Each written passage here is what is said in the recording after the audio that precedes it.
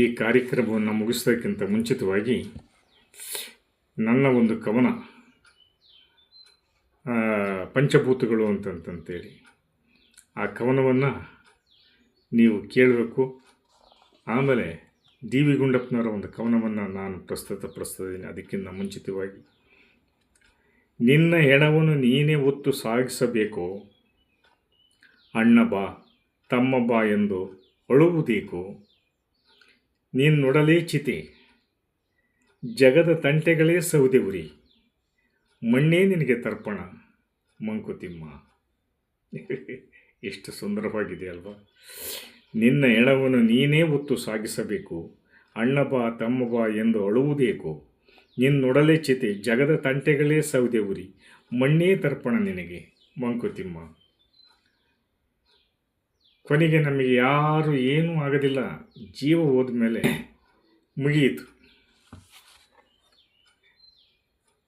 ನಮ್ಮ ಮಕ್ಕಳು ಹೆಂಡತಿ 4 ಕಣ್ಣೀರು ಹಾಕ್ಬೋದು ಅಷ್ಟೇ ವಿನಃ 4 ದಿನ ನೆನಪು ಮಾಡ್ಕೊಬೋದು ಅಷ್ಟೇ ದಿನ. ಅದು ಬಿಟ್ಟರೆ ಇನ್ನೇನು ಮಾಡುವುದಿಲ್ಲ. ನನ್ನ ಸಂಬಂಧಿಕರು ಹೆಣವನ್ನು ಸಾಗಿಸ್ಬೇಕು, ರಕ್ತ ಹಂಚಿದವರು ತರ್ಪಣ ಬಿಡಬೇಕು. ಎಲ್ಲ ಒಂದು ವಿಚಿತ್ರ. ಜೀವ ಹೋದ್ಮೇಲೆ ದೇಹ ಕೊನೆಗೂ ಏನಕ್ಕೂ ಬರೋದಿಲ್ಲ. ಹೀಗಾಗಿಬಿಟ್ಟು ನಾವು ಈ ದೇಹದ ಮೇಲೆ ವ್ಯಾಮೋಹ, ಜನಗಳನ್ನು ನಿಂದಿಸುವುದು, ದ್ವೇಷ ಮಾಡುವುದು, ಯಾರಿಗೂ ಆಗೋದಿಲ್ಲ. ಯಾರಿಗೂ ಯಾರೂ ಇಲ್ಲ, ನೀರ ಮೇಲಣ ಗುಳ್ಳೆ ಅಂತಂತೇಳಿ ಈ ಗುಳ್ಳೆ ಯಾವಾಗ ಹೊಡಿತತ್ತೋ ಗೊತ್ತಿಲ್ಲ. ಅದಕ್ಕೋಸ್ಕರ ನಾವು ಯಾರನ್ನು ಯಾಕೆ ನಾವು ದ್ವೇಷ ಮಾಡಬೇಕು? ನಾವೇನು ಶಾಶ್ವತವೇ ಈ ಜೀವನ ಅನ್ನುವುದನ್ನು ಒಂದು ಮಾರ್ಮಿಕವಾಗಿ ಡಿ ವಿ ಗುಂಡಪ್ಪನವರು ಈ ಕವನದಲ್ಲಿ ಹೇಳಿದ್ದಾರೆ. ಪಂಚಭೂತಗಳು ಅಂತಂತೇಳಿ ನನ್ನ ಕವನದ ಶೀರ್ಷಿಕೆ. ಭೂತಗಳು ಅಂತಂತೇಳಿ ನಮ್ಮ ದೇಹ ಪಂಚಭೂತಗಳಿಂದ ಆಗಿದೆ. ಮಣ್ಣು, ಗಾಳಿ, ನೀರು, ಎಲ್ಲ ಒಂದು ಆಧ್ಯಾತ್ಮಿಕದ ಒಂದು ಕವನ ಇದು. ಈ ಪಂಚಭೂತಗಳಿಂದ ಆಗಿರೋ ದೇಹ ಈ ಭೂಮಿ ಮೇಲೆ ಏನೆಲ್ಲ ಕೆಲಸ ಮಾಡ್ತದೆ,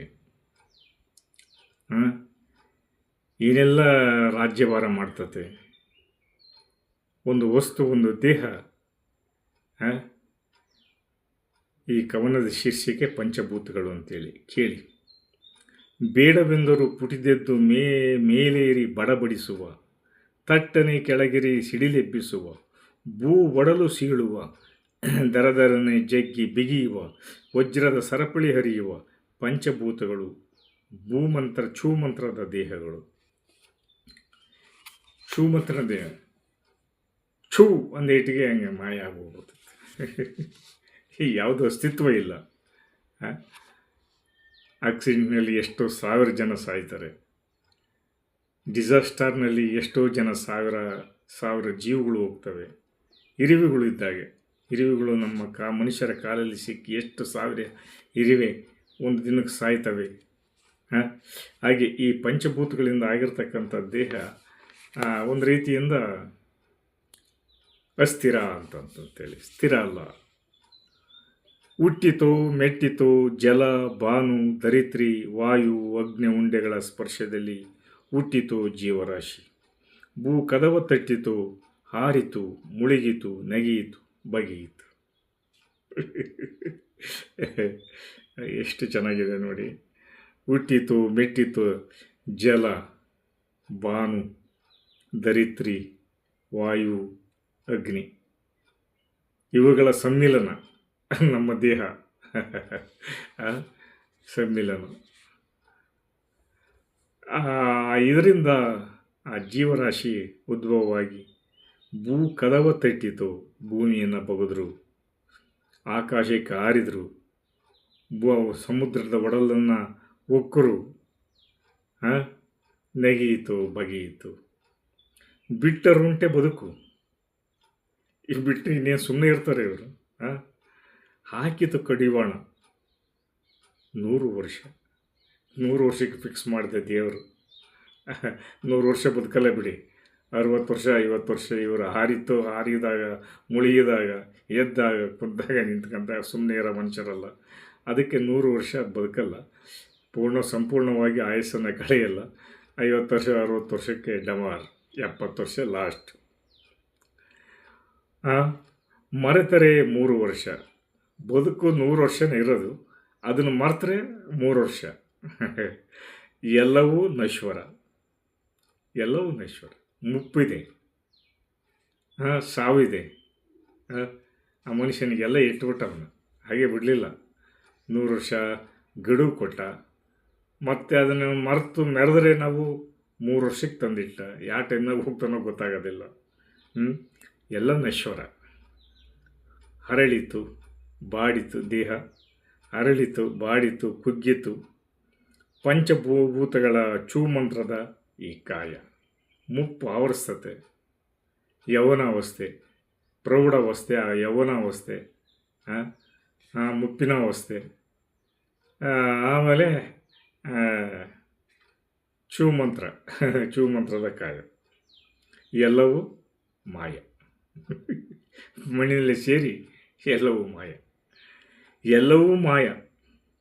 ರಾಜಾದಿರಾಜರು, ಯುದ್ಧಗಳು, ಪ್ರೇಮಗಾದೆಗಳು ಎಲ್ಲವೂ ದಿಗ್ಗನೆದ್ದು ಮುಗಿಲಿಗೇರಿ ಮುತ್ತಿಟ್ಟು ಕುಸಿಯುವುದು ಈ ನೆಲಕ್ಕೆ ಈ ಕಾಯ. ಹರಿದು ಹೊಂಚಿ ಓದವು ಪಂಚಭೂತಗಳಲ್ಲಿ. ಯುದ್ಧಗಳಾಗಿವೆ, ಇತಿಹಾಸಗಳು ಮುಗಿವೆ. ಗತಕಾಲದ ಇತಿಹಾಸಗಳನ್ನು ನೆನೆಸಿಕೊಂಡ್ರೆ ಈ ಭೂಮಿ ನಂದು, ಈ ಭೂಮಿ ನಂದು. ಭೀಮ, ದುರ್ಯೋಧನ, ತ್ರೇತಾಯುಗದ ರಾವಣ, ಮಹಿಷಾಸುರ, ತ್ರೇತಾಯುಗದ ಕೃತಯುಗದಲ್ಲಿ ಇವೆಲ್ಲ ಯುಗಗಳು ಮುಗಿದು ಹೋಗಿವೆ. ಯಾರ್ದು ಶಾಶ್ವತ ಇಲ್ಲ, ಎಲ್ಲ ಹೋಗಿರೋರೆ. ಏನು ತಗೊಂಡೋದ್ರು ಅವರೆಲ್ಲ? ರಾಜಾದಿರಾಜರು ಯುದ್ಧಗಳು, ಲಕ್ಷ ಸೈನ್ಯ ಕಟ್ಟಿಕೊಂಡು ಯುದ್ಧ ಮಾಡಿದರು. ಲಕ್ಷ ಸೈನಿಕರು ಸತ್ತರು. ಇವತ್ತು ಕುರುಕ್ಷೇತ್ರಕ್ಕೆ ಹೋದಾಗ ಅದರ ನೆನಪುಗಳನ್ನು ನೋಡಿದರೆ ಮೈ ಜುಮ್ಮಂತದ್ದು. ಕುರುಕ್ಷೇತ್ರದ ನೆಲ ಇವತ್ತು ಕೆಂಪಗೆ ಹೊಳಿತಾ ಇದೆ. ರಕ್ತದ ಕೂಡಿಯಲ್ಲಿ ಆ ಮಹಾಭಾರತದ ಯುದ್ಧ, 18 ದಿನಗಳ ಯುದ್ಧದಲ್ಲಿ ಆ ಕುರುಕ್ಷೇತ್ರದ ನೆಲ ಇವತ್ತು ನಾವು ನೋಡೋಕ್ಕೆ ಹೋದರೆ, ಪ್ರವಾಸಿ ಸ್ಥಾನ ಮಾಡಿದ್ದಾರೆ ಈಗ ಆ ಕುರುಕ್ಷೇತ್ರವನ್ನು. ಆ ಕುರುಕ್ಷೇತ್ರ ಸ್ಥಳಕ್ಕೆ ಹೋದರೆ ಇವತ್ತು ಎಲ್ಲ ಕೆಂಪು ಕಾಣ್ತದೆ. ಮಣ್ಣೆಲ್ಲ ರಕ್ತದೆಲ್ಲ ತೊಯ್ದು ಅಲ್ಲಿರೋ ಮಣ್ಣೆಲ್ಲ ಕೆಂಪಗಿರೋದೆ. ಆ ಭಾಗದ ಮಣ್ಣೆಲ್ಲ ಉತ್ತರ ಪ್ರದೇಶದಲ್ಲಿ ಅಭಿಮನ್ಯುನ ಕೊಂದ ಅರ್ಜುನನಿಗೆ ಶ್ರೀಕೃಷ್ಣ ಬೋಧಿಸಿದ್ದು,